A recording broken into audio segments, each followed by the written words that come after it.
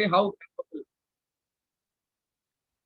a Six Sigma is a metric that tells you how good you are in producing outputs meeting your customer requirement. Higher the Sigma level, higher will be your capability.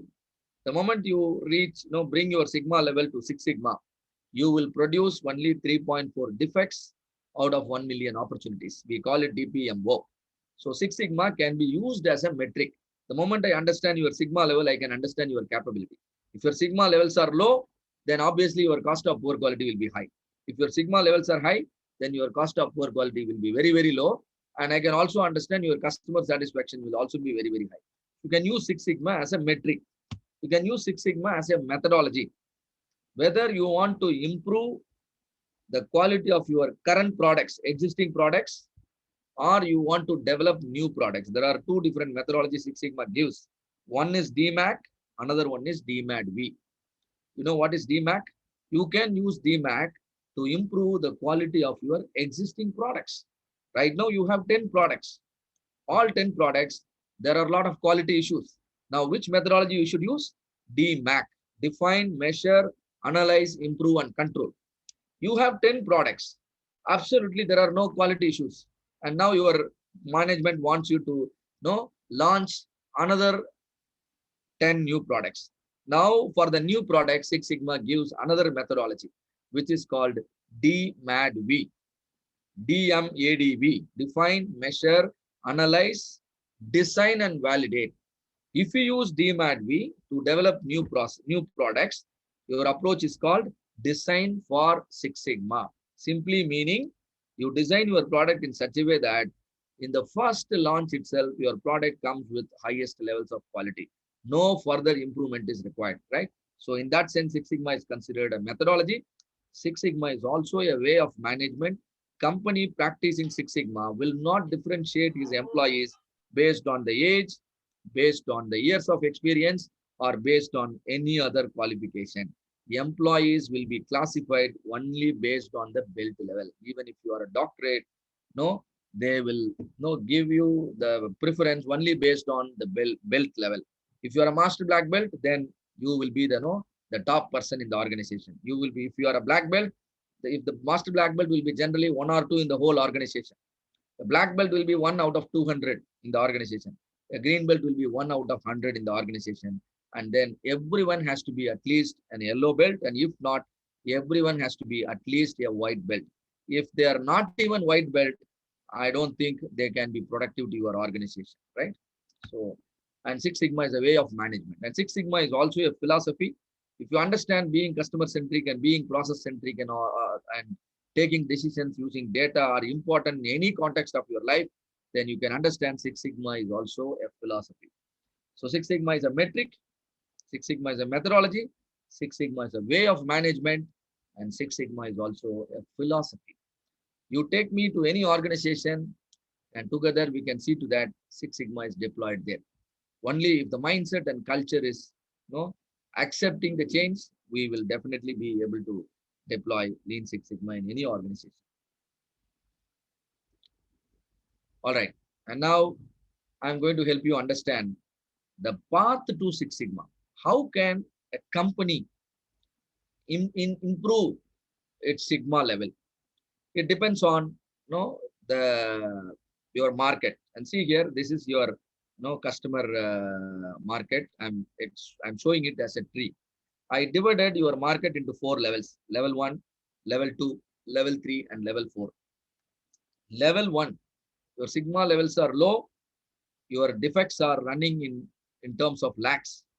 And that means now you, with this level of quality, you can deal with only fewer number of customers. Hope all of you will agree with me. Why are you forced to deal with only fewer number of customers? Your approach is most of the time logic based, common sense based, and you believe in quick hits. That means your approach is fully trial and error. As far as the quality is concerned, your approach is completely trial and error. But if you want to improve your customer base, that means you want to grab all these low hanging fruits, you must necessarily increase your Sigma level at least one level up. From 2 Sigma, you are moving to 3 Sigma. And now you can see the DPMO getting reduced to thousands from lakhs. And how can you achieve that? By ensuring that you gain working control in your organization. What is working control? A discipline towards quality. Everyone is, given the education or training to understand their responsibility in producing quality products and offering services, right? And so that means you must extensively use all the 7 QC tools, and importantly use statistical process control to grab this portion of the market. Now your sigma levels can be slightly better. But now that you have considerable amount of customer base, but you want to take your business to the next level. What is next level? You want to scale up your business and then offer your products and services to a huge bank of customers, right? You can see a bulk of fruits that are shown here in the middle of the tree. When you really wanted to take your products to a bigger sized market, then your products have to be defect free. Otherwise, what will happen? Even a small problem can kill your company. Like the Nestle, the product recalls, things like that, can make your company lose a major portion of the market share. So it's very important you maintain highest levels of quality, and that's the time you will realize the importance of improving your sigma level to the order of 4 to 5. That means your DPMO will be running in few hundreds. We'll also see all those things, and to achieve that, you can follow both DMAT as well as DMAT V, and you must be able to get your top management support towards deployment of Lean and Six Sigma. It should be, the approach should be top driven, and then you should be technologically fit, and then you must use statistics extensively. You must learn to use data in all your decision making, and then only you will understand the reality. Any problem, when it happens, you will be able to understand the fact behind it, and so statistics becomes unavoidable. And now it's not the end. Now you would try. Now you are already, now you have become a market leader, like a brand like Apple.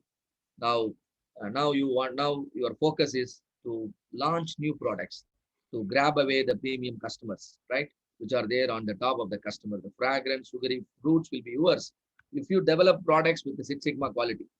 Right at the time of launching your product comes with the Six Sigma quality, and for that the approach is DMAT V: define, measure, analyze, design, and validate. And this is otherwise called as design for Six Sigma. This will become possible only when you use the statistical tool, importantly design of experiments extensively, and then only you can anticipate the failures, and then you can prevent them when customers actually use your product. So this is your path towards Six Sigma standard or Six Sigma quality. And for that, and definitely you have to use all you are seeing, or whatever you are seeing here on the path. You should be good in practicing, like the 7 QC tools, 5 Us. Even if you integrate Lean, your journey towards Six Sigma can be smoother, and then you can reach faster.